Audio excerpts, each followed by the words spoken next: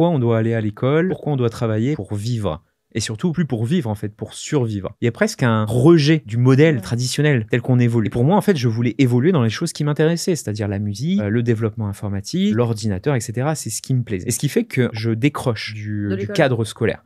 C'est une fille qui avait 1 an de plus que moi et en fait, qui était complètement gothique. Et je me souviendrai toujours, elle avait les cheveux bleus, les ongles noirs, du rouge à lèvres noir, du noir partout. En fait, on avait l'impression dans son style vestimentaire qu'il y avait un complet rejet de la société telle qu'on nous l'impose, hein, c'est-à-dire bien propre sur soi, etc. Elle était vraiment à l'écart. Et je pense que cette volonté d'indépendance, elle voulait montrer avec son look, j'ai voulu le reproduire un peu comme un rôle modèle. Et ça m'a passionné. Et en fait, son look, d'un point de vue, m'a passionné dans le sens où c'était pour moi une parfaite illustration, d'une certaine manière, du rejet de la société.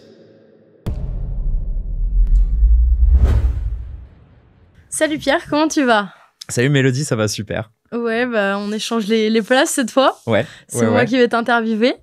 Okay. Alors, on a décidé aujourd'hui de t'interviewer parce que tu as un parcours d'entrepreneur aussi, comme à peu près la plupart des gens qu'on interviewe, mais qui est très, très atypique. Oui, on va dire. T'as quand même un parcours assez... C'est l'un des parcours atypiques.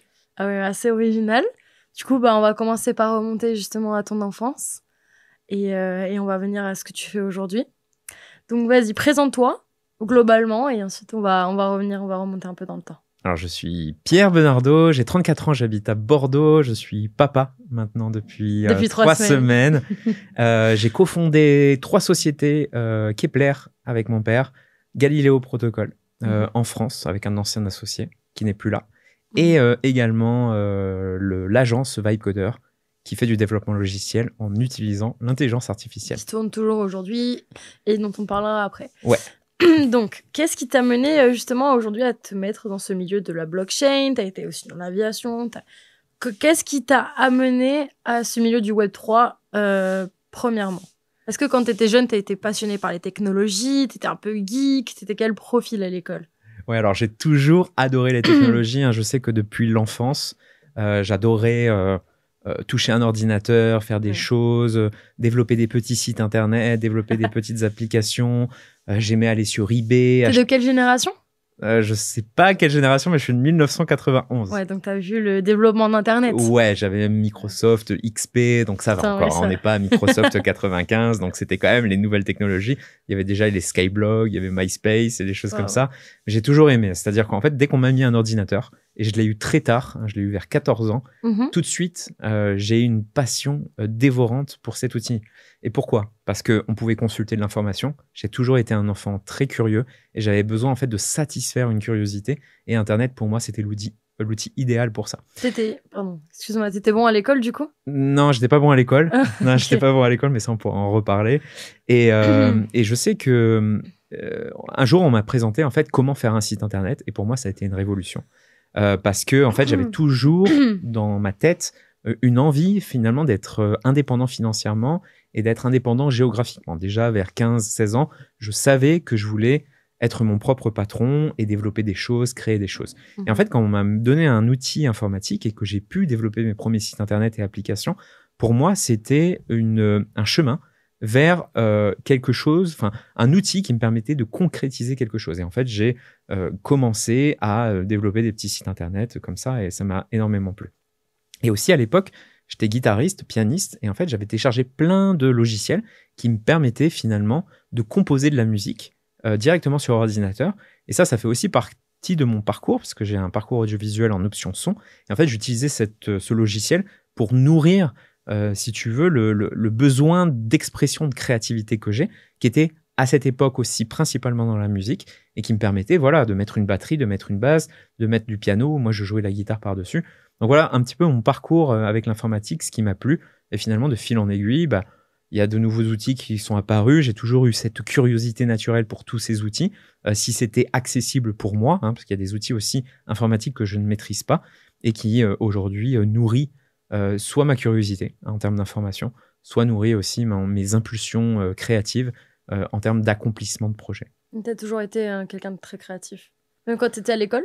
Je dirais que, alors si on se base sur les autres, sur mon père par exemple, il dit que j'étais très créatif. Je dis pas que je suis créatif, mais que j'ai une bonne créativité, mais je dis que j'ai des impulsions. C'est-à-dire qu'en fait, j'ai des périodes où j'ai besoin de créer quelque chose, de créer De la valeur. de la valeur, un logiciel, besoin de créer un site internet, d'écrire des bouquins, de composer de la musique, de construire quelque chose. En fait, il y a toujours une partie de moi, parfois, quand je m'ennuie, ou qui me pousse à venir créer quelque chose. D'accord. Et donc, tu me parlais du fait que tu faisais des sites internet, etc. Tu t'intéressais à ce milieu un peu geek. T'as tout appris tout seul? Ou comment est-ce que comment t'as commencé? Ouais, bah, tout simplement, je vais chez un copain qui s'appelle Erwan Leroy. Et en fait, je vais dans sa chambre, il y avait des t-shirts partout, il avait les cheveux longs, des boutons d'acné. Enfin, l'adolescent typique, tu vois. Et il me dit, tiens, je regarde, je développe un site internet, c'est en PHP, je fais ça, je crée le menu, je crée le contenu. Et en fait, pour moi, waouh, c'était incroyable. Et en fait, j'ai repris un petit peu ces techniques, j'ai pris son code PHP, je l'ai amené à la maison sur une clé USB et j'ai voulu créer un site internet. Et à l'époque, en fait, j'étais fan du site du film qui s'appelle Comme des connards de Michael Youn, ou Les 11 commandements. Ah, les 11 commandements. Les 11 commandements de Michael Youn, et je crois qu'il y a une chanson qui dit Comme des connards. Comme des connards. Et j'ai créé un site internet, en fait, qui était un site de blagues que je venais prendre sur MySpace, sur Skyblog, et je faisais des compilations, finalement, sur ce site internet, et je l'avais appelé comedesconards.com. Mais Comme des connards, c'était pas une vraie musique, c'était repris de My Sharona. Oui, exactement. Une ancienne musique. C'était qui était musicien, du coup. Je me souviens, j'adorais ce film qu'on est allé le voir avec ma mère, elle a trouvé ça complètement absurde. Attends, il était au cinéma? Ouais, je suis allé le voir au cinéma, je me souviens, j'étais... Mais tu sais que c'est impossible de le trouver maintenant. Ah bon? Ah mais non, mais moi à chaque fois j'essaie de le trouver et tout parce que justement mon père me l'avait fait regarder quand j'étais toute petite. Maintenant j'arrive plus à le trouver ce film alors qu'il était incroyable. Donc j'arrive pas à croire qu'il soit passé au cinéma. Mais les blagues qu'il y a dedans ils passent plus. Ouais, non, mais moi, aujourd'hui. Ça m'avait fait trop rire. Ouais, c'était une autre génération. Ouais. Je pense qu'aujourd'hui ce serait hautement critiqué. Ah oui, non mais après Michael Youn a toujours été comme ça. Ouais, non, c'est sûr. Avec un humour assez atypique. Ouais. Mais ok, ouais, super. Donc tu as commencé à créer des sites internet, etc. Donc tu nous as parlé d'un bachelor ou d'un BTS audiovisuel. Donc en fait, tu as été en terminale littéraire Est. Tu as été vers quoi au début? Et ensuite, qu'est-ce qui t'a amené à aller vers ce BTS audiovisuel? Alors mes parents me poussent à faire des études scientifiques et à m'amener dans une première S et une terminale S. Je me souviens qu'ils étaient extrêmement fiers lorsque j'ai pu intégrer cette filière, bien que j'avais pas forcément les compétences en mathématiques. À vrai dire, l'école ne me plaisait guère à l'époque. Je fournissais peu d'efforts. En tout cas, je rentre en première S, terminale S. Et là, j'ai envie de te dire que c'est un petit peu la descente aux enfers. Hein. C'est-à-dire que j'ai une adolescence qui est compliquée, non pas parce que je baigne dans un environnement familial qui est compliqué, hein. Il était très très sain. Je pense que c'était moi, en tant qu'adolescent, j'avais des démons internes, j'étais perturbé, et j'avais déjà cette notion de me dire, mais pourquoi on doit aller à l'école? Pourquoi on doit travailler pour vivre? Et surtout, plus pour vivre en fait, pour survivre. Pourquoi c'est important de travailler pour prendre de la nourriture, acheter un toit, etc. Il y a presque un rejet du modèle traditionnel tel qu'on évolue. Et pour moi, en fait, je voulais évoluer dans les choses qui m'intéressaient, c'est-à-dire la musique, le développement informatique, l'ordinateur, etc. C'est ce qui me plaisait. Et ce qui fait que, en fait, je décroche petit à petit du cadre scolaire. La première S se passe pas bien, je la redouble, je passe en terminale S, et finalement, j'arrive en terminale S 6 mois. Et là, ça se passe pas bien. J'ai pas le niveau. On me fait faire des exercices de physique, de mathématiques, j'y arrive pas. Je perds confiance, manque d'estime en moi, alors que tous mes copains à côté y arrivaient plus ou moins. Et en fait, je décroche. Et je me dis, finalement, c'est pas ce que j'ai envie de faire. Et donc, par rapport à ça, mes parents pètent un câble. Hein. Bien sûr, ils ont un enfant de 17 ans qui décroche, qui quitte la terminale S en plein milieu, qui passe même pas le bac.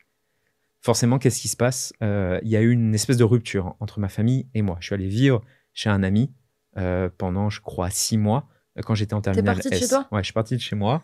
Je pense que ça a été une période très compliquée pour mes parents. Moi, j'avais un besoin aussi d'indépendance à cette époque. Je pense que c'était... alors, quand j'observe un petit peu le comportement que j'ai eu, je pense que mes parents ont dû énormément s'inquiéter. Si je me mets à leur place, pas que j'étais un délinquant, que je volais des choses, tu vois. En fait, si tu veux, j'avais pas le comportement de celui qui rejette la société, qui est violent, qui insulte tout le monde, qui est insolent, etc. Mais plus on va dire le gentil petit garçon qui décide, finalement, ce qu'on me propose, ça me va pas. Je me complais pas là-dedans, je m'épanouis pas. Et finalement, j'ai envie de faire autre chose, j'ai envie de faire de la musique. À l'époque, c'était vraiment mon dada, la musique. Pendant les 6 mois, t'as fait que de la musique, c'est ça? J'avais mon groupe de rock, je faisais de la guitare, je chantais, j'avais le piano. Pour moi, c'est ce que je voulais faire. Je suis même allé à la Nouvelle Star faire une audition. Je me souviens, j'avais écrit une lettre à mon père qui l'a gardée pendant longtemps. Papa, je chantais. Papa, j'ai décidé finalement d'abandonner l'école. Je vais aller faire la Nouvelle Star. Ma passion, c'est la musique. Blablabla. Est-ce qu'il l'a gardée? Ouais, il l'a gardée pendant plusieurs années parce que je l'ai retrouvée un jour dans son tiroir. Il l'a plus là aujourd'hui? Non, peut-être qu'il la garde en archive, mais Ça serait super drôle. mais c'est un petit peu caché. Et donc, en fait, il y avait cette envie de faire de la musique. Et à l'époque, j'adorais les groupes de rock, les groupes néo-rock d'Angleterre. Du style du style The Cooks, du style Stereophonics, du style, qu'est-ce qu'il y avait encore Muse, Placebo. J'adorais aussi Linkin Park, le métal et toutes les choses comme ça.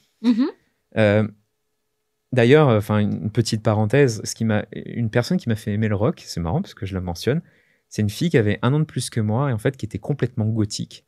Et je me souviendrai toujours, elle avait les cheveux bleus, les ongles noirs, du rouge à lèvres noir, du noir partout. En fait, on avait l'impression dans son style vestimentaire qu'il y avait un complet rejet de la société telle qu'on nous l'impose, hein, c'est-à-dire bien propre sur soi, etc. Elle était vraiment à l'écart. Et je pense que cette volonté d'indépendance qu'elle voulait montrer avec son look, j'ai voulu le reproduire un peu comme un rôle modèle. Influencer un peu. Ouais. Et en fait, elle m'a fait découvrir tous ces groupes de rock et ça m'a passionné. Et en fait, son look, d'un point de vue, m'a passionné dans le sens où c'était pour moi une parfaite illustration d'une certaine manière du rejet de la société.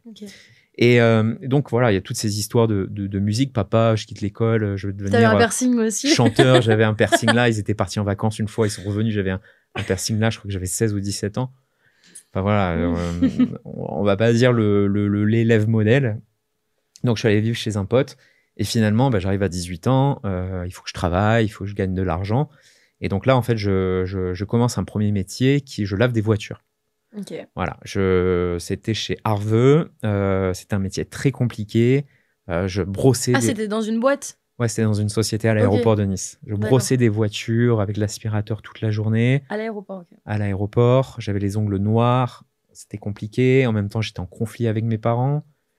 Et au bout d'un moment, mes parents, ils ont toujours voulu m'aider. Et ça, je les en remercie. S'ils regardent cette vidéo, merci beaucoup d'avoir tenu bon, hein, si je puis dire. Au bout d'un moment, je remarque la difficulté du job et je vois que tous mes collègues, en fait, ils ont entre 40 et 60 ans. Et ça se voit qu'ils sont fatigués de leur job. Hein, dès qu'il y a les managers qui partent à 22h30, ça va acheter du whisky, ça boit, etc. En fait, on sentait que les gars, ils étaient complètement lessivés, fatigués par ce job. Et toi, c'est pas ce que tu avais envie. Et moi, j'étais très motivé au début. Je pense que dans cette entreprise, j'étais un bon élément. Je voulais montrer ma valeur aussi, hein, parce que je pense que mon adolescence, c'est aussi une perte de confiance et un manque d'estime en moi. Je voulais montrer ma valeur dans le travail. Et dès le début, en fait, j'ai été celui qui en faisait le plus dans mon travail. Selon ma propre observation, mais je sentais que j'étais l'un des plus motivés et celui qui était le plus résilient. Des heures sub, j'en fais, je travaille jusqu'à la fin, je coupe ma bank shift, je reviens 15 minutes après, avant la fin de ma pause. Pour moi, il fallait montrer ma valeur, en tout cas à l'entreprise. C'était très, très important. Mais en même temps, je me disais, je ne vais pas faire ça toute ma vie parce que c'est un job fatigant.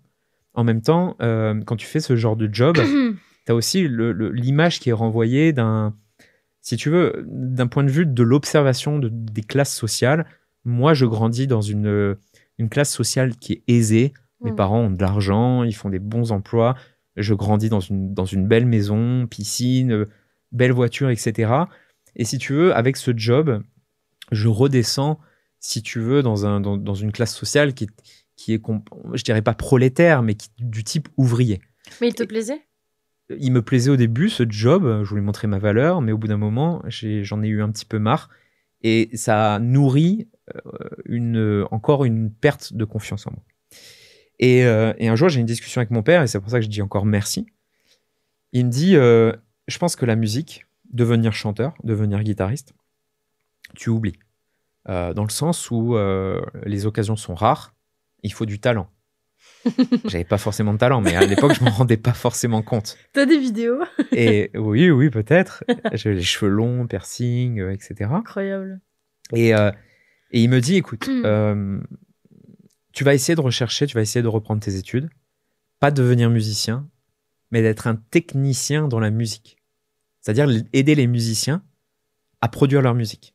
enregistrer des sons, faire de la post-production, faire de la production, enregistrer voilà, différents musiciens. C'est un poste qui est beaucoup plus recherché, du coup, c'est Alors, ça? un peu plus recherché, mais pas tant que ça. Et donc, en fait, je rentre dans un similaire BTS audiovisuel, option son, pour devenir, sur le papier, ingénieur du son.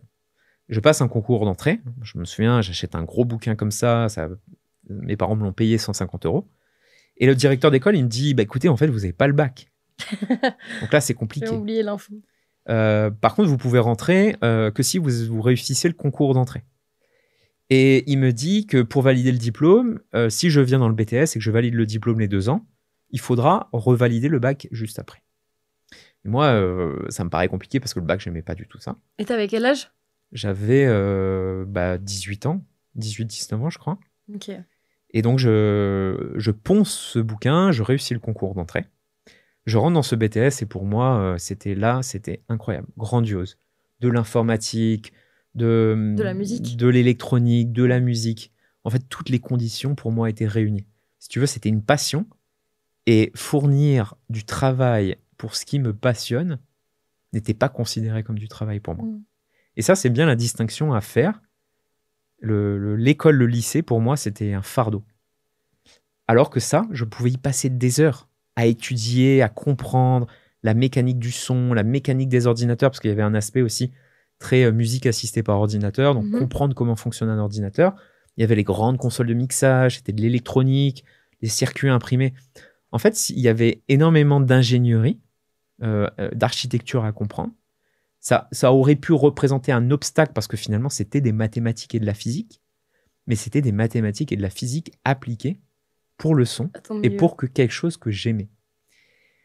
Je passe mes premiers examens. Je me souviens, j'ai un 6 sur 10. Premier examen. Déçu parce que j'avais énormément travaillé. Je continue. Et je continue. Je dis, si 6 sur 10, avec tout le travail que tu as fourni, avec tout le travail que tu as fourni, 6 sur 10, ça suffit pas, tu vas encore plus travailler. Et je me suis mis à travailler comme un acharné. Et comme je te disais, en fait, c'était même pas une charge pour moi parce que c'était nourrir une passion et nourrir une curiosité. Et en fait, j'ai commencé à énormément travailler. C'était de 8h jusqu'à 22h. Hein, franchement, c'était ma vie. Et quand tu parles de travailler, tu parles d'étudier? Ouais, d'étudier. Il n'y avait pas le système d'alternance à l'époque? Non, il n'y a pas le système d'alternance. C'était que des études? C'était des études théoriques et des études pratiques. On avait toutes les grosses consoles de mixage du marché et il fallait apprendre à jongler avec. Je ne sais pas si tu vois les gros studios avec les faders, etc., les différents boutons. Et donc, il fallait apprendre aussi parce que c'était quasiment que de l'analogique. Donc, il fallait comprendre tous les circuits imprimés. Comment traverse le son. Tiens, il passe par un égalisateur, ça sort par une sortie, ça sort dans le casque du musicien. En même temps, le micro va dans la console, il est enregistré sur l'ordinateur. C'est toute une réflexion. Toute une réflexion. Et en fait, je me passionne énormément pour ça. Et je vois en fait que mes notes, elles sont à la hauteur du travail que je fournis. Quelle fierté pour moi de passer d'un 6 sur 10 à un 9 sur 10, à un 9,5 sur 10. Alors, je dis sur 10, mais c'était des pourcentages sur 100. Hein. Et en fait, alors déjà, j'envoyais les notes à mes parents, qui commençaient... T'habitais toujours pas avec tes parents? Non, j'étais à Paris, là. L'école, c'était à Paris. J'envoyais les notes à mes parents qui commençaient à comprendre que finalement, je n'étais pas non plus un cas perdu, parce que si je travaille, je peux obtenir des résultats. Et je te disais que quand je faisais mes exercices de mathématiques, de physique, j'y arrivais pas. Ça me faisait perdre confiance en mes capacités. Je crois qu'il y a eu un moment donné dans ma vie où je me suis dit, t'es un débile, t'es stupide, t'es capable de rien. Tu ne comprends pas en fait ce qu'on essaye de t'enseigner. Et là, je vois qu'en étudiant, j'ai des résultats. Et donc, mes parents commencent à associer, Pierre, il est quand même capable de faire quelque chose. Hein, et moi, j'associe dans ma tête également le fait que travailler dur peut apporter des résultats, enfin. Et que si j'ai un vrai intérêt pour une matière, je peux obtenir des résultats. Et donc, je termine ce BTS audiovisuel, je travaille dans des studios, etc. Et obligé de retourner au bac. Au bac. C'était pas dans la même école, du coup? Non, là, je retourne sur Nice. Ok. Je vais voir le directeur de l'école. Ouais. Bonjour, c'est moi. Ah, le même? Non, c'était pas le même. Ça faisait 1 an qu'il avait été remplacé. Mais c'est la même école. Mais c'est la même école. Et je fais bonjour, j'ai 23 ans, c'est la petite barbichette, la voiture. C'est même plus jeune homme, hein, c'est bonjour monsieur, même si j'ai cette tête de gamin. Qu'est-ce que je peux faire pour vous? Écoutez, j'ai envie de repasser mon bac. Bon, pourquoi? Vous avez 23 ans, faites le CNED. Non, je veux retourner sur les bancs du lycée. Hein, pour moi, c'était une manière aussi de prouver, maintenant, ok, j'ai pris confiance, je peux le faire. Il me fait, écoutez, il y a eu des réformes, c'est pas possible. En fait, il faut que vous repassiez les matières de première. Et donc, je termine mon BTS en avril. Mhm. Et la rentrée était en septembre. Donc, tu pouvais pas valider ton BTS sans avoir ton bac. Oui. Ok. Et donc, il y a eu cette période charnière de avril à décembre où il fallait que je repasse toutes les matières de première S. Ok. Histoire géo et français. T'étais obligé de faire une première S, du coup? Ouais, obligé pour retourner sur les bancs du lycée en terminale S et obtenir mon bac, obligé de valider la matière. Je crois que c'était histoire géo. Alors, c'était français. Maths, du coup. Non, c'était français et je crois qu'il y avait de l'histoire géo. Ok. Je crois que c'était ça. Alors, français sûr, histoire géo, j'ai un doute. En tout cas, il y avait deux matières, ou 2-3 matières. Je m'inscris au CNED, je vais le passer en intensif, je me dis. Ok. Mon père fait appel à une professeure indépendante. Et j'étudie donc tout ça. Et là, il y a la littérature. Et en fait, la littérature, pour moi, montre une vraie... en fait, je pense que quand j'étais au lycée, 16-17 ans, je ne voyais pas l'intérêt de la littérature. Mais quand je suis revenu 22-23 ans, là, j'ai vu un vrai intérêt à la littérature. Pour moi, c'était une manière de s'échapper du monde. C'était une manière aussi d'appréhender le monde, notamment avec des philosophes que j'adorais, par exemple, la période socratique, l'Antiquité, ou la période de la philosophie des Lumières au XVIIIe siècle. Pour moi, ça résonnait. C'était quelque chose de fabuleux. Et Candide, Voltaire, voilà, même si c'était de la littérature du français, il y avait quand même des notions de philosophie. Et donc, je m'intéresse énormément par rapport à ça. Je vais passer mon diplôme pour le français, et là, j'obtiens un 16 sur 20. Alors que je me tapais des 5-6 sur 20 lorsque j'étais en français, on me disait, tu sais pas écrire, tu fais plein de fautes, tu t'arrives pas, t'écris des caisses, j'avais un problème de synthèse aussi, tu sais pas formuler tes phrases. Et là, je vois bac de français, première, 16 sur 20. Pareil, ça nourrit encore cette confiance en moi de me dire, finalement, t'es pas un bon à rien, et en travaillant, tu peux arriver à un résultat. Je rentre au lycée en terminale S. Alors là, je peux te dire que c'était la surprise. Hein. Alors, heureusement que je fais jeune, mais quand je disais à mes homologues de 16-17 ans que j'en avais 23, t'imagines le genre de... Est-ce que tu as été mis de côté? Alors, soit de surprise, ok, soit de mise de côté. Hein. Ouais. Je sais que j'avais l'attention des filles à cette époque, parce que je pense que j'avais la voiture, Ouais. 23 ans, etc., un peu qui fait de la guitare, tu vois. Et j'avais d'un autre côté un espèce de rejet plus du côté masculin. Ok. En mode, mais qu'est-ce que ce cassos de 23 ans vient faire ici? Il pourrait avoir l'âge de mon prof ou de mon grand frère qui est à la fac à l'université. Mais en tout cas, d'un point de vue global, je n'ai pas été rejeté. Je pense que c'était plus de la surprise et plus aussi de se dire, waouh, quand même, il est motivé le gars. À 23 ans, il revient sur les bancs du lycée, alors que nous, on veut tous partir du lycée. Et donc, ça se passe. Et là, malheureusement, je retombe dans mes travers de quand j'étais au lycée.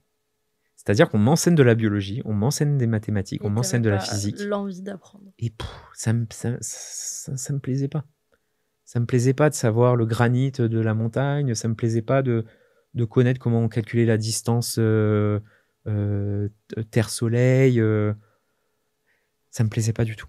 Et donc, écoute, j'ai quasiment abandonné ces matières. Voilà. Déjà d'une, j'y arrivais pas. Les exercices qu'on me donnait, j'y arrivais pas. Et en même temps, ce qu'on me montrait en cours, ça me plaisait pas. Mais j'avais toujours cette curiosité. Et je te parlais de la philosophie des Lumières, la période socratique. Par contre, j'ai eu un vrai intérêt pour la philosophie cette année-là. Et je me souviendrai toujours, premier semestre, on passe un bac blanc de philo. Et je suis en cours de physique-chimie. Et j'ai mon prof, je crois qu'il s'appelle Monsieur Liégeois, si je ne me trompe pas, s'il se reconnaît avec un crâne rasé. Il vient toquer et il dit à l'ensemble de la classe, et j'ai trouvé ça très très surprenant qu'il vienne, je voudrais parler à Pierre Benardo, après les cours qui viennent dans mon bureau. Et là, je me dis, oh putain, le bac blanc de philo que j'ai passé, je me suis loupé. Il va me sermonner, il va me dire, qu'est-ce que tu viens faire, qu'est-ce que tu viens branler ici à 23 ans, et tu n'es même pas capable d'avoir un semblant de qualité dans ton contenu, dans ta rédaction de philo. Donc j'y vais franchement stressé. Hein, pour moi, ça va être, il va me renvoyer mon propre échec. T'avais pas d'affinité avec lui? Si, je l'aimais bien. Non, si, je l'aimais beaucoup. Mais on n'avait jamais trop discuté. Et je m'assois à son bureau, il me dit c'est toi le gars qui a 23 ans Alors, je sais plus si j'avais 22, 23 ans, mais dans ces eaux-là. Je fais oui, c'est moi, j'explique mon parcours. Il me fait il faut que je te dise quelque chose par rapport à ta copie. Et il me fait elle est très très bonne. Il me dit je t'ai mis un 18 sur 20. Il me fait franchement impressionnant, la meilleure copie. Il me fait pourtant, on n'a pas vu énormément de références philosophiques ou littéraires. Pourtant, tu as réussi à me construire un argumentaire complet et qui m'a plu. Et en fait, je suis tombé des nues. Parce que pareil, mes expériences de philosophie quand j'étais en terminale, c'était encore des 3, des 4, des 5 sur 20. Hein, j'ai jamais été vraiment dans le 10, 11, 12 sur 20. J'ai toujours été en dessous. Et là, pour moi, il me renvoie, si tu veux, encore l'image de si je bosse, tu peux y arriver. Je peux y arriver. Et en fait, tout simplement, les références, c'était marrant parce que c'était une rédaction philosophique, mais dans laquelle j'avais quasiment mis que des références littéraires. Et celles que j'avais absorbées lorsque j'avais repassé mon bac de première quand j'étais au CNED. Donc en fait, j'ai remis mes références, littéraires, tu vois, Madame de Bovary, Zola, peut-être que j'ai distillé un petit peu de Candide Voltaire, parce que j'aime bien Voltaire, Microméglas, etc. Mais voilà, il me dit, franchement, bravo. Et en fait, à partir de là, il y a mon côté obsessionnel qui est ressorti. Je me dis, je veux devenir le meilleur en philosophie de ma classe. Et donc, j'ai commencé à consommer beaucoup de philosophie en mode périscolaire. De livres, de magazines. Je regardais des documentaires. J'adorais Michel Onfray. Incroyable. Je m'intéressais énormément à toute l'histoire. Justement, je le répète encore une fois, la période socratique et la période philosophie des Lumières, qui pour moi était le plus accessible d'un point de vue de la philo. Hein, je trouve que comprendre un Socrate, un Platon, un Aristote, c'est plus facile qu'un Kant, qu'un Nietzsche, qui sont des philosophies très lourdes, allemandes, très compliquées à comprendre. Même aujourd'hui, si je m'amuse à lire du Kant ou du Nietzsche, j'ai ChatGPT pour me dire pour essayer de comprendre ce que l'auteur a voulu dire ici. Moi, ce qui me plaisait, c'est la philosophie accessible. Et je le retrouvais dans la période antique et dans la philosophie des Lumières. Je veux dire, voilà, comprendre du Voltaire, notamment à travers les contes philosophiques, pour moi, c'était facile, en fait. Et ça me donnait, si tu veux, presque une dimension spirituelle, si tu veux, de voir ma vie. Et donc, voilà, c'est ça qui m'a plu. Et donc, pour finir avec l'épisode du bac, je termine l'année. Et pareil, en fait, je montre énormément d'absentéisme, même à 23 ans, alors qu'on m'avait donné une autre chance. Et je me retrouve avec des notes maths, physique, biologie, entre 5 et 10.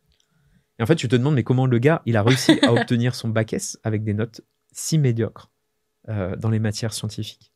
En fait, ma chance, c'était effectivement le français, 16 sur 20. Et la philo. La philo, je crois que j'ai terminé en moyenne 16-17. J'avais le sport, alors j'avais eu de la chance que c'était du badminton principalement.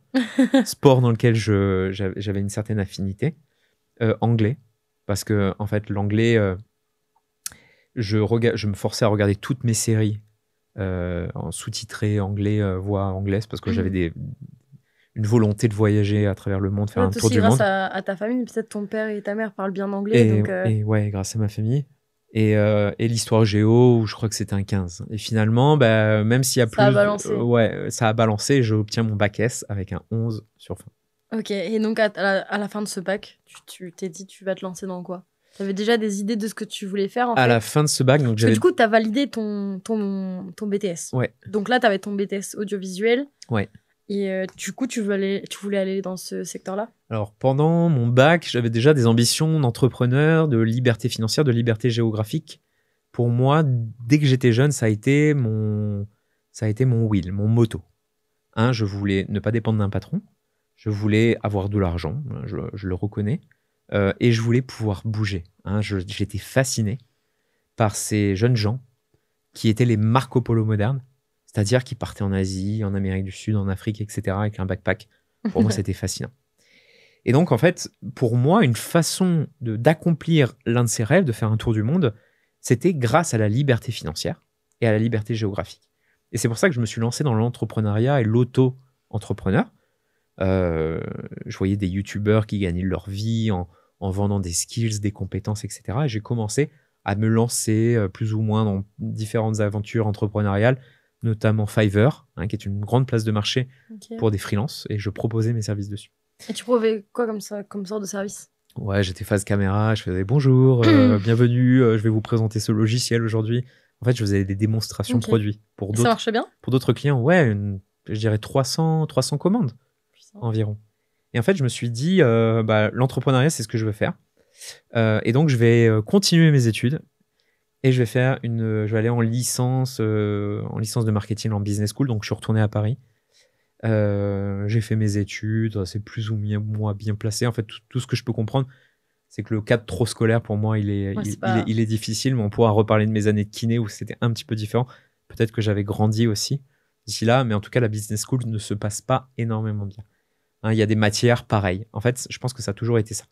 Il y a des matières dans lesquelles j'ai vraiment des notes médiocres et des matières en fait dans lesquelles je peux performer. Mais ça vient toujours de cette volonté finalement de satisfaire ma curiosité envers des matières et de laisser de côté des matières qui pouvaient m'embêter.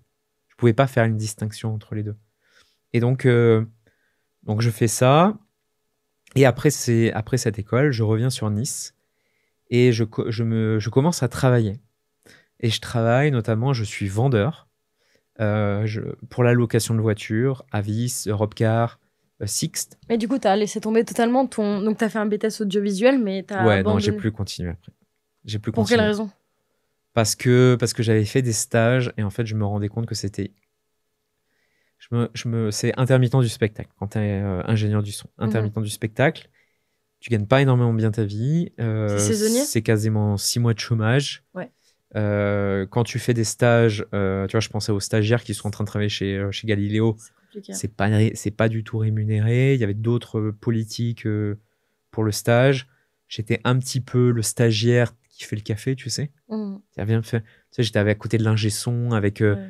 Il y avait, je sais pas si tu connais Malcolm, ils ont enregistré la voix off de Malcolm, donc tu vois, il y avait quand même une société de production un peu haut de gamme, on va dire, à côté. J'étais le petit stagiaire qui allait faire le café, qui apportait les courriers, qui parfois passait le balai. C'était ça en fait. C'était je restais là, j'avais pas le droit de toucher à la console et j'allais faire les cafés de tout le monde. Et donc ça, on va dire que cette expérience ne m'a pas forcément plu et tout de suite j'ai switché vers autre chose qui était l'entrepreneuriat. Ok.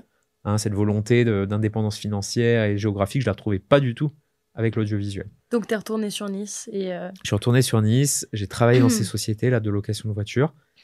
Tu faisais quoi? T'avais quel poste? J'étais assistant commercial.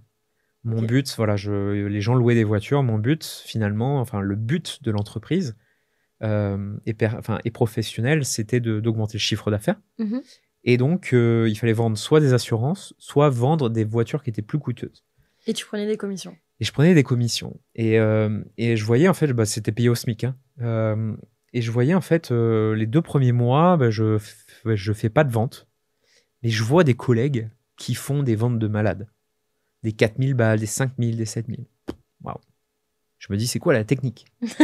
Et en fait, il y avait tout un manuel de vente. Et ce manuel de vente, pareil, je l'ai appris par cœur.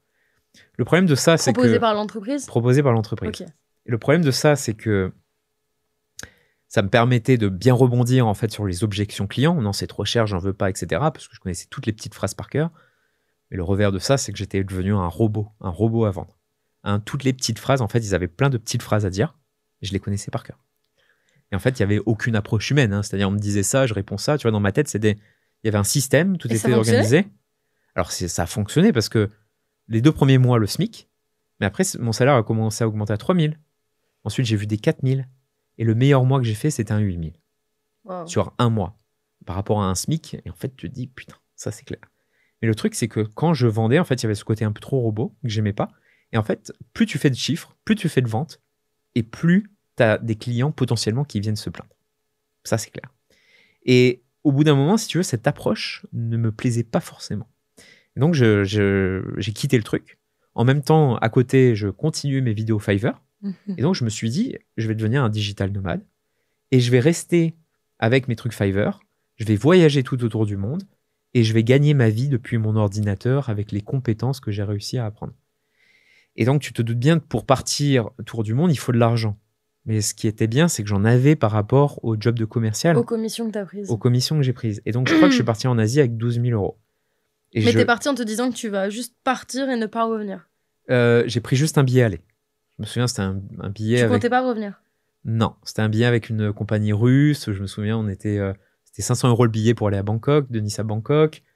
Ma mère a pleuré, mais qu'est-ce que tu vas faire là-bas? En plus, tu vas tout seul.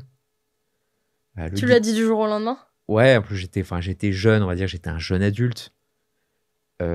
Oui, peut-être j'avais 12 000 €, mais je partais seul, j'étais pas vraiment débrouillard.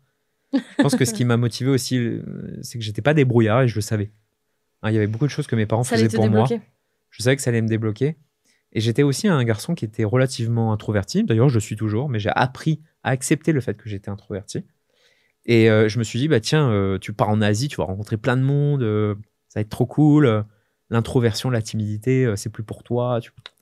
Trop bien. Je pense que, Ciao. pour faire un résumé de ça, je pense que il y a souvent, tu te dis, tiens, je pars voyager pour devenir un surhomme. Mais finalement, après ton voyage, enfin, c'était moi, en fait, j'ai voyagé pour comprendre que j'étais l'homme que je suis, avec mes forces et mes faiblesses, Tu es. et de capitaliser sur mes forces. Et s'il y a des faiblesses, bah, tu peux toujours essayer de les améliorer. Mais ce genre de voyage, tu les avais jamais fait avec tes parents? C'est-à-dire que t'es jamais parti comme ça en billet aller, Si, en backpacking avec tes parents? oui, mais toujours. l'aviez déjà fait? Oui, mais comme je te disais, mes parents, ils sont aisés. Donc, si tu veux, c'est des voyages dans des beaux hôtels, dans des choses D'accord. comme ça. Ouais. Avec des valises, avec des taxis. Y a pas de un peu livré à toi-même, tu pars et tu... Si, ils ont toujours eu ce côté aventure. Ouais. Mais il y avait vraiment un contraste, parce que là, je partais avec 3 t-shirts, 3 Ouais. caleçons, une brosse à dents, une banane pour mettre l'argent, les cheveux longs, l'anglais, ça Le va. piercing était parti? Ouais, le piercing était parti. L'anglais, ça va, mais je me débrouillais en vrai. Et non, je suis parti, mais le voyage était vraiment différent. Ouais, oui, Parce que je dormais forcément. plus dans des beaux hôtels. Tu étais seul aussi. J'étais seul, je dormais dans des Des auberges de jeunesse. auberges jeunesse, On 1, connaît. 2, 3 $ la nuit. Je me suis fait voler des affaires, j'ai rencontré des voyous. Je suis allé dans des rues au Cambodge où on m'a agressé. Je dormais dans des bus pitoyables. Enfin, Ouais. c'était vraiment un peu roots. Mais c'est ça que je cherchais, au fond. Un peu hippie. Ouais, c'était un peu hippie, ouais. Mais c'est ça que je cherchais. Et je dépensais quasiment rien. En vrai, j'aurais pu rester 2 ans. Il y en a qui disent tu dépenses 1 000 € par mois. En Asie? Tu restes 12 mois, ouais. Moi, T'as fait quoi? Donc t'es arrivé à Bangkok? Ouais. Et tu es parti, t'as fait Cambodge, Vietnam? Ouais, je suis arrivé à Bangkok, j'y suis resté 1 semaine. Là-bas, j'essayais toujours de me connecter. Alors, je suis resté 1 semaine, Mhm. tout seul. Et même si j'ai ce côté peut-être parfois où j'aime bien être solitaire, au bout d'un moment, si on est des animaux sociaux, on a besoin de s'ouvrir. Et je pense qu'en fait, quand je suis arrivé et que j'avais aucun contact, c'était très compliqué pour moi. Donc, j'ai commencé à m'inscrire sur des groupes de voyageurs. J'ai commencé aussi à mettre Tinder où je rencontrais Ouais. des filles soit locales, soit des filles européennes. Et j'ai rencontré une fille là-bas qui s'appelait Anne-Sophie, qui était beaucoup plus âgée que moi. Elle avait 6-7 ans de plus que moi. Et je pense que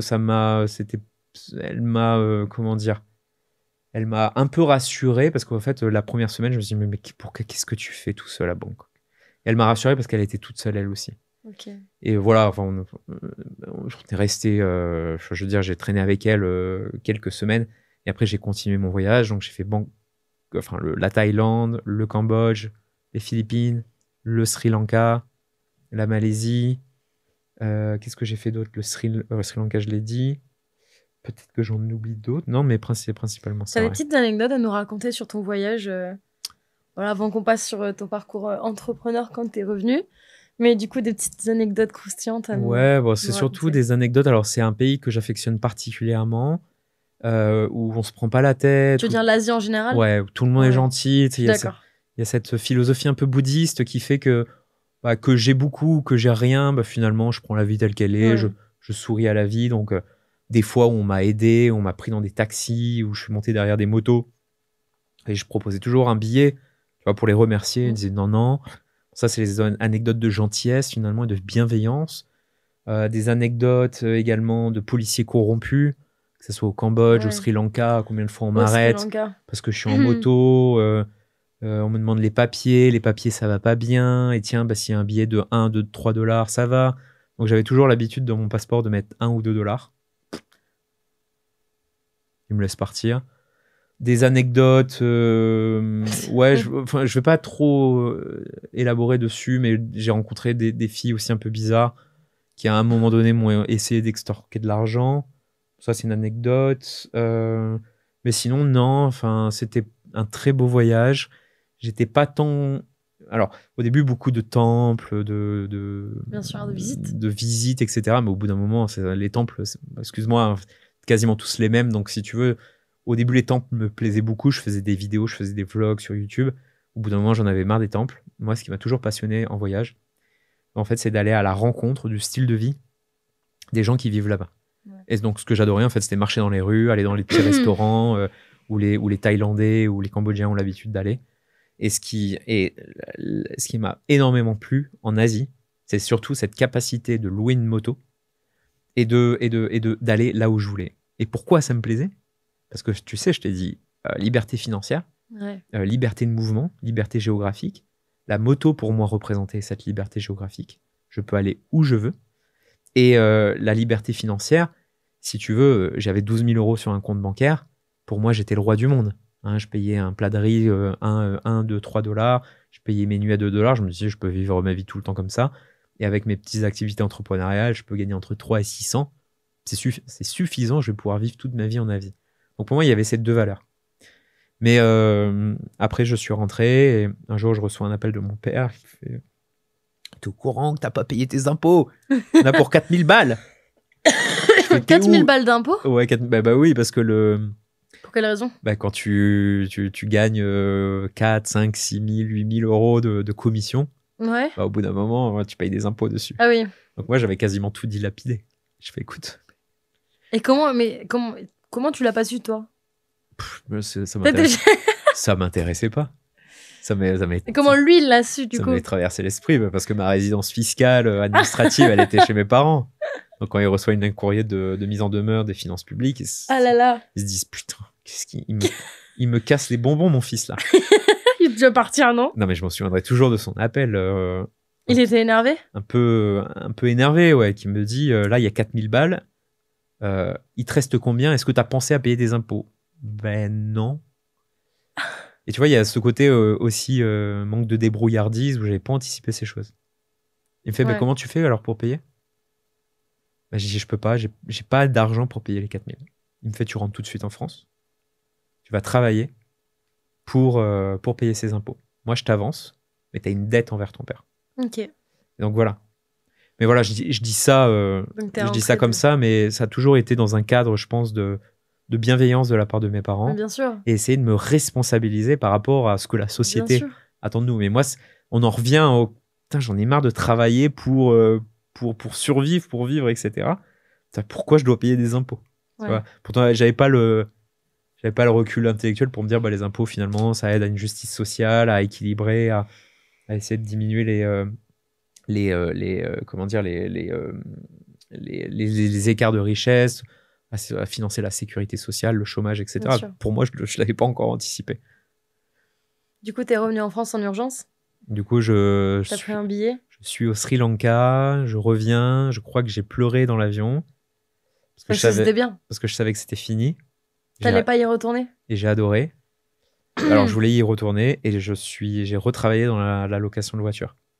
Pareil. Du coup, t'es revenu à Nice pour retourner. Ouais. Okay. À Nice, pareil, robot, etc. Vendre le plus possible. C'est un job qui me plaît pas, mais qui permettait effectivement de remplir les caisses et de payer les impôts. Et donc, c'est ce que t'as fait. Donc, c'est ce que... Et donc, une fois que t'as remboursé tes impôts, c'était quoi la suite? Est-ce que t'as décidé de retourner en Asie? Alors, après la suite, c'est toujours l'aventure entrepreneuriale. Quand je suis revenu d'Asie, en fait, c'est marrant parce que je mangeais énormément là-bas. Hein, je suis un gros mangeur, je suis un gourmand, je le reconnais. Et si tu veux, quand tu te payes des plats comme ça de riz pour 4 dollars, que c'est pour une portion familiale, je m'en foutais plein le ventre. Et en fait, je reviens un petit peu engraissé, avec du poids. Je me regarde dans le miroir, je me reconnais pas là. Et putain, ta mère, putain, t'as grossi, ton ancien meilleur pote, putain, t'as grossi. Et donc, si tu veux, mon ancien meilleur pote, il me dit, putain, là, le bidon... Tu te plaisais pas comme ça? Et non, je me plaisais pas.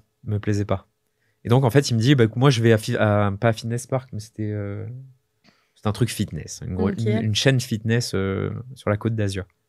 Et en fait, j'y vais et là, pareil, j'y trouve un intérêt. La première séance est incroyable.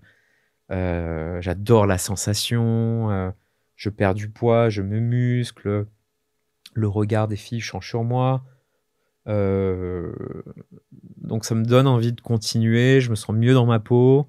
Je suis capable d'accomplir aussi des choses physiques que je n'ai jamais été capable d'accomplir.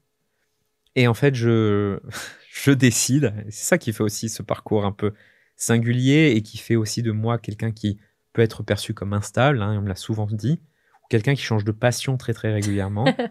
Là, je veux devenir professeur de fitness. Pourquoi ? Parce qu'en fait, je perds très vite du poids. C'était la première fois que je faisais du fitness dans ma vie.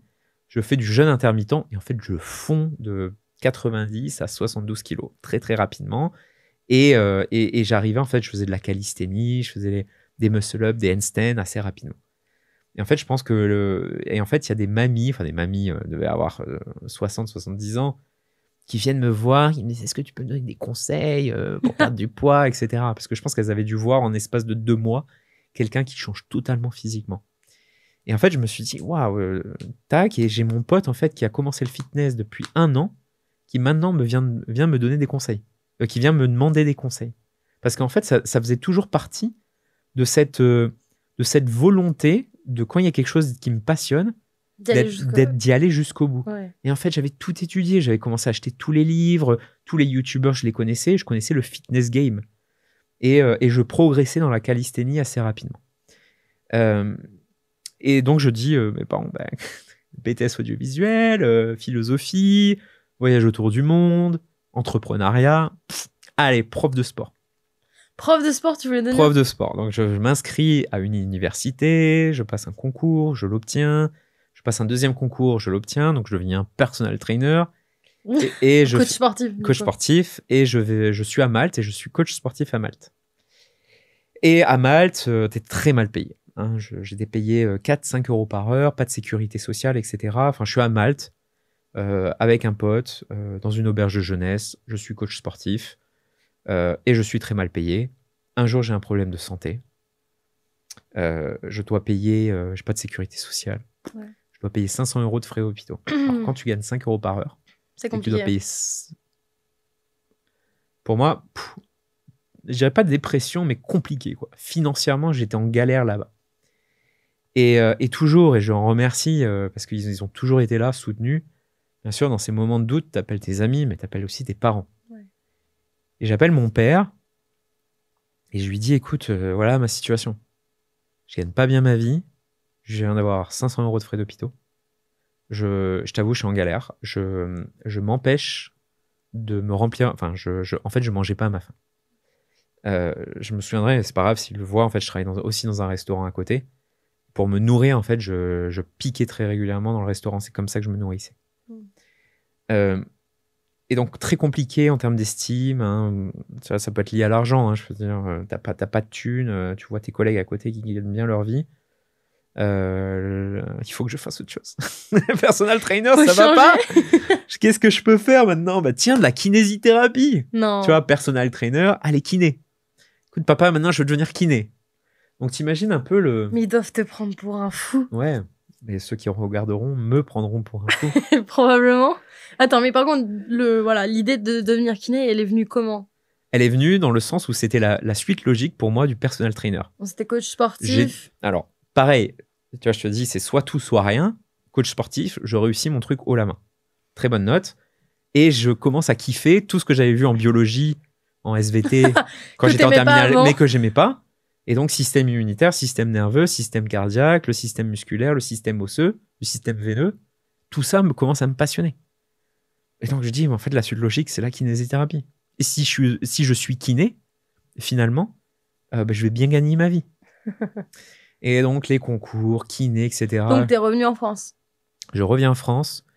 Je cherche du travail dans des centres sportifs, fitness, en France. Je trouve pas. Je reviens, je crois que je devais avoir 26 ans. Je reviens vivre chez mes parents. Je pense qu'ils ont dû trouver ça insupportable. Un gars qui était au chômage, enfin qui trouvait pas de boulot. Ils m'ont dit maintenant, tu trouves n'importe quoi, mais tu gagnes ta vie. Surtout que les études de kiné, elles sont payantes. Il faut que tu fasses quelque chose là. Et donc, je travaille chez McDo. Expérience incroyable, mais en même temps Incroyable. incroyable parce que l'ambiance était bien, C'est vrai. mais fatigante parce que c'est toujours un job qui est compliqué. Que quand tu te regardes dans la glace, pareil, tu as de la graisse de burger, tu sens la frite, tu fais des Big Mac toute la journée. T'étais à Nice toujours. Et j'étais à Nice, et que pour moi, on était encore loin des valeurs que je te dis depuis tout à l'heure. Le patron, j'avais 26 ans, mes patrons, ils avaient 20, 21 ans. Tu te fais engueuler par ton patron. Je me souviens une fois, j'avais fait un Big Tasty. Et en fait, pour moi, il fallait le mettre 3 viandes dedans. Donc, je mets 3 viandes dans le Big Tasty. Et je me fais gronder par ma manageuse de 20 ans. Presque insupportable, tu vois. Et donc, mais voilà, je travaille pendant 6 mois. Et je rencontre des gens qui sont sympas là-bas. Mais c'est des gens, si tu veux, qui je pense qu'ils étaient en galère. Il y avait soit des très jeunes gens qui avaient quitté le parcours scolaire. Il y avait beaucoup de condamnés aussi. On n'était pas très loin d'une prison. J'avais 3-4 gars qui avaient des bracelets électroniques. Et j'avais des bons pères de famille qui gagnaient pas suffisamment bien leur vie avec leur travail et qui venaient travailler de 18h à 22h en supplément. C'était la typologie. Mais grosso modo, il y avait une bonne ambiance. Ils étaient sympas. Ouais. Et là, même si c'était un job difficile, je voulais aussi montrer ma valeur. Donc, tu sais, le job où je te disais, je passais les aspirateurs. Pareil, il fallait absolument que ça soit moi qui en fasse le plus. Les heures sup, qui arrivent avant, qui partent après, qui ne prend pas une heure de pause. Pour moi, il y avait ce besoin finalement de montrer que je pouvais être un bon élément. On me propose alors là-bas le turnover, enfin je sais plus comment on appelle ça, le shift, en fait il est très court. Les gens, ils arrivent chez McDo parce que c'est une facilité, ils restent pas longtemps. Et donc dès que tu restes plus de 4 mois, tu peux te faire offrir, alors en tout cas dans ce McDo, un job de manager. Et moi on me propose, on me dit tiens si tu deviens manager, etc. Mais n'oubliez pas qu'en septembre, octobre, je reprends mes études de kiné. Et donc je quitte McDo et je pars en Espagne sans parler un mot d'espagnol. Pour faire tes études de kiné. Pour faire mes études de kiné. Okay. Et là, je rentre en kiné. Alors, en sachant que quand j'étais à McDo, j'avais déjà poncé toute la première année de kiné. J'avais eu accès aux cours. Je connaissais déjà la première année, quasiment par cœur. Pourquoi t'es parti en Espagne pour faire tes études de kiné? Parce qu'en France, il faut faire une PACES pour accéder à la kiné. Okay. Et que c'est un concours d'entrée. Et que je me suis dit, là, j'arrivais à 26, 27 ans. Si tu le loupes, la PACES, parce que c'est un concours qui est très dur avec un numéro clausus, c'est fait exprès pour filtrer. Qu'est-ce que tu vas faire? Donc je me dis, j'ai un peu d'argent, je peux faire un prêt bancaire étudiant. Bah tiens, je pars en Espagne. Et en plus, j'avais une amie que je gardais en babysitting à l'époque, que j'avais eu par téléphone. Elle me dit, ouais, j'étudie l'odontologie, donc être dentiste, en Espagne. L'école est superbe. Trop bien. En plus, c'est l'école qu'on voit dans la série Netflix, là, je sais plus comment ça s'appelle. Élite. Exactement. Non, c'est vrai? Ouais. Donc je regarde 1 ou 2 épisodes. Alors j'aime pas trop le genre de série, mais je regarde et je fais putain, elle est sympa l'école quand même. C'est vrai? Piscine olympique, les grands bâtiments, elle était incroyable l'école. Mais du coup, t'avais gardé de l'argent pour tes études de kiné? T'avais 2 ans, c'est ça? Ouais, alors j'avais un peu d'argent, mais c'est surtout un prêt. J'ai fait un prêt bancaire de 100 000. 100 000 euros? 100 000 euros, ouais. Pour 1 an? Non, pour 4 ans. Pour 4 ans de kiné? Ouais, parce que 100 000, donc 25 000 par an. Grosso modo, c'était 12 000 euros d'école. Et après, il fallait prendre un appartement. Mon appartement, il était à 800 euros par mois. Tu pouvais pas trouver moins cher, quoi. Ouais. Alors oui, j'ai trouvé moins cher après, c'était à 125. 125? Ouais. Au lieu de 800? Ouais, je suis resté dans un premier appartement 800 et ensuite j'ai voulu déménager. En fait, on a fait une colocation. Et dans la colocation, en fait, il y avait une chambre. C'était la plus petite chambre. Je pense qu'elle faisait ça. Et en fait, et il y en a qui avaient des très grandes chambres, etc. Et la maison, en soi, elle n'était pas vraiment chère, 1200. Et en fait, j'arrive à m'arranger avec mes collègues en disant, mais personne ne veut de cette chambre. Moi, je dis, écoutez, moi, je la prends, la chambre. Mais que si je paye 125 ou 150 euros. Ils ont dit oui? Ils ont dit oui. Et moi, ça m'arrangeait, en fait, de vivre comme ça. Pourquoi? Parce qu'à l'époque, en fait, je me passionne. Alors, j'avais découvert les crypto-monnaies avant ça. Et je me passionne pour les crypto-monnaies. Et cette liberté financière, la crypto-monnaie, il y a des mecs qui font max de thunes là-dedans. Je me suis dit, avec un peu d'effort de connaissance, d'apprentissage de cet écosystème, je vais pouvoir être riche, tu vois. À côté de tes études. Repartir en voyage, à côté de mes études. Et donc, si tu veux, comme je payais pas beaucoup en loyer, de passer de 800 à 150, ça permet quand même de faire des économies. Eh ben, cet argent, en fait, d'une certaine manière, j'en utilisais pour investir dans les cryptos tous les mois. Ok. Et ça, c'était avant la période Covid. Et donc, pour ceux qui nous écoutent, on sait très bien ce qui se passe après la période Covid. Une hausse des marchés spectaculaire. Donc, t'étais là. Donc, j'étais là, j'ai surfé cette... Comment t'as appris les cryptos, du coup? Comment tu t'y es intéressé? C'est quelqu'un qui t'en a J'ai parlé? appris quand j'étais à McDonald's, j'ai commencé à investir chez Tesla et dans des crypto-monnaies que je comprenais rien du tout aux crypto-monnaies. Ça n'avait aucun sens pour moi. C'était du vent, Bitcoin, Ethereum. Et comment t'as appris, du coup? Bah, en regardant des vidéos YouTube, des blogs, hein, la même façon, la philosophie, la même façon que l'audiovisuel, la même façon de développer des logiciels, la même façon que le personal training. Donc, tu faisais ça côté de tes études de kiné? Ouais. Donc, t'as eu... Ouais, et donc, je me passionne dans les crypto-monnaies. Donc, Je me passionne dans les crypto-monnaies. En plus, pendant mes études de kiné, il y a le Covid. Et là, le marché crypto part en hausse. Donc, si tu veux, je commence à en parler autour de moi et tous les gars me prennent pour un génie. Alors que j'en étais pas, hein, c'est juste le marché. Il avait augmenté. J'avais rien à voir là-dedans. En fait, j'ai juste investi sans rien y connaître. Enfin, sans rien y connaître. J'avais quand même quelques notions hein, oui. au bout d'un moment, mais pas celles que j'ai pu acquérir par la suite. Et tout le monde me pose la question comment tu fais, etc. Du coup, donc, à côté de tes études de kiné, t'as commencé un peu à toucher à la crypto. Qu'est-ce qui s'est passé après le Covid, du coup? Après le Covid, donc crypto qui augmente de fou. Donc moi, pour être transparent, en fait, où j'ai toujours été, on va dire, à flux tendu sur mes comptes bancaires, à part les fois où je travaillais en tant que location de voiture, je fais des jackpots au niveau crypto-monnaie. Ouais. Je veux dire les montants, c'est-à-dire que je passe, je crois que j'avais accumulé 5, 6, 8 000 euros. Et je passe tout d'un coup, du jour au lendemain, à 150 000 euros.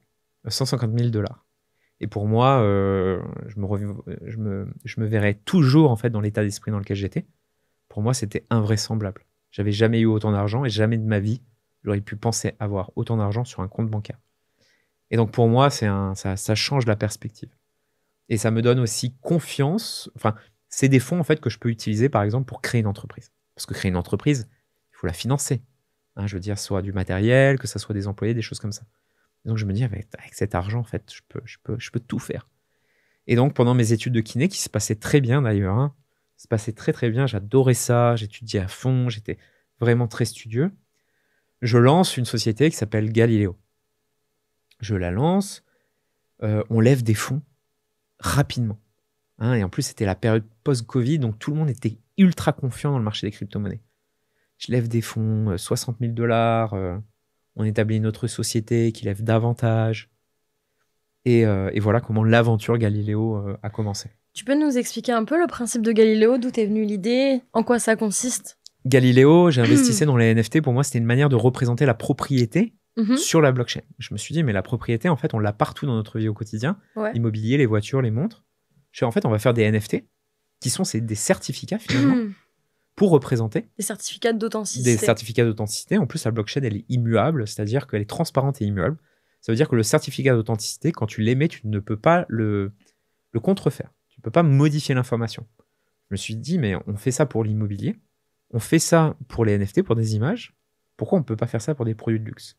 Et donc, en fait, c'était la vision de Galileo.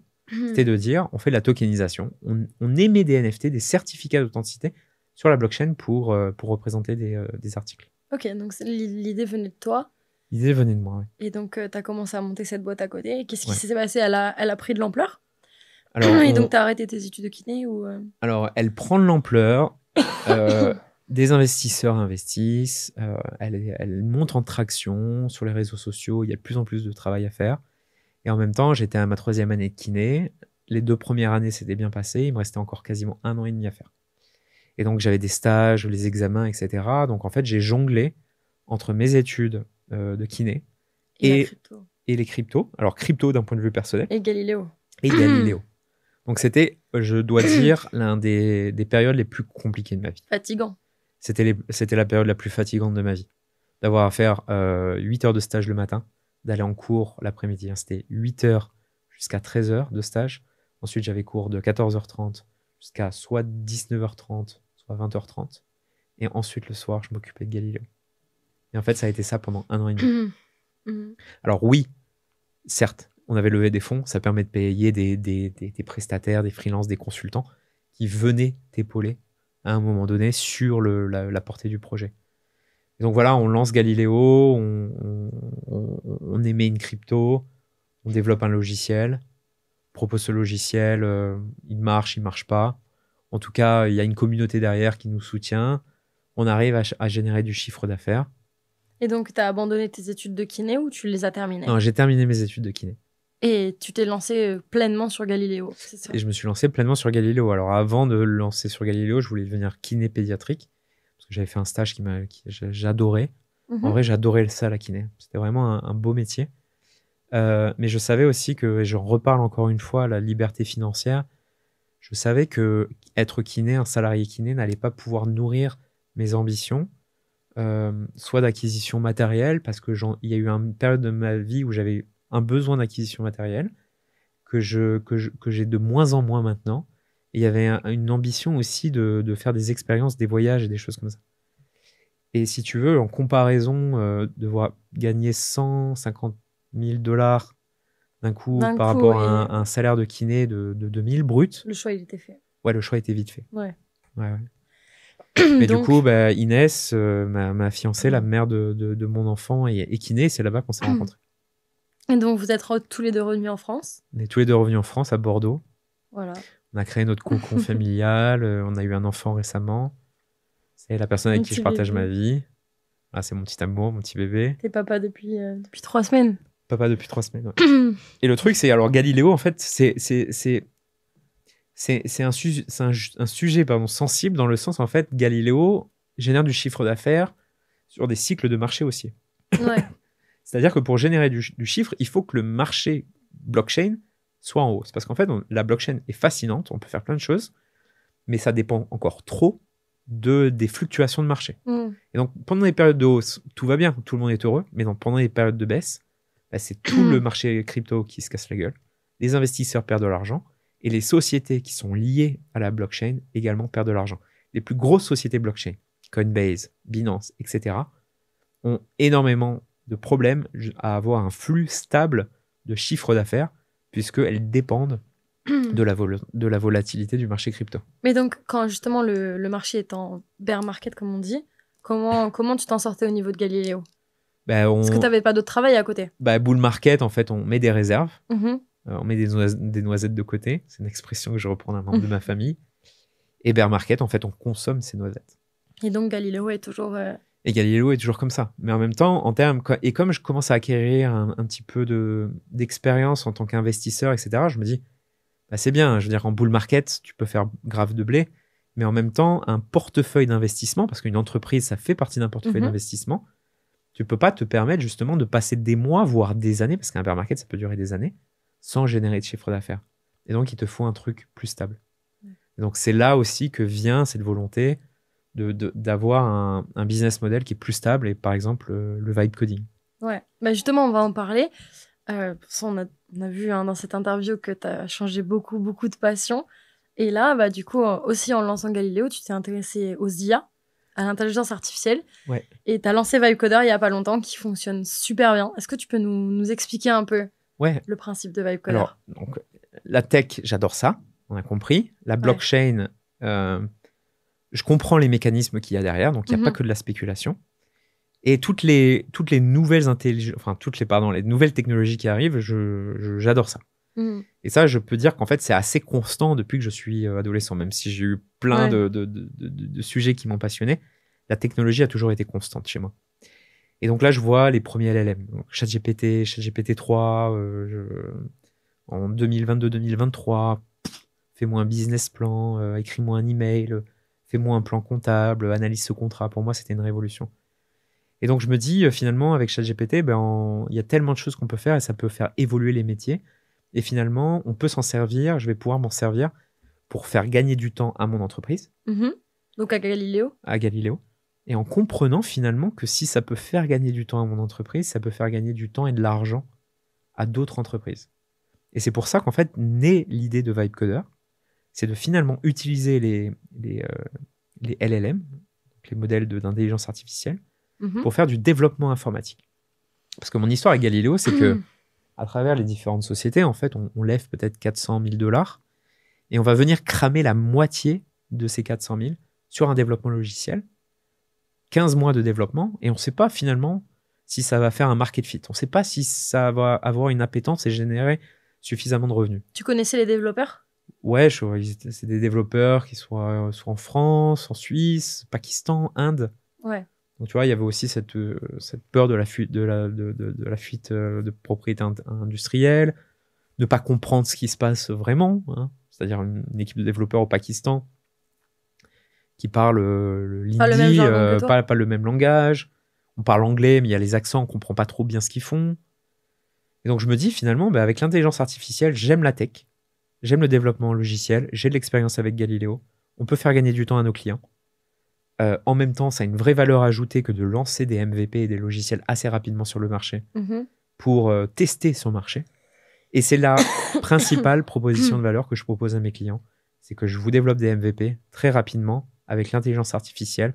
Vous gardez la propriété intellectuelle parce que je suis en France, hein, on a compris.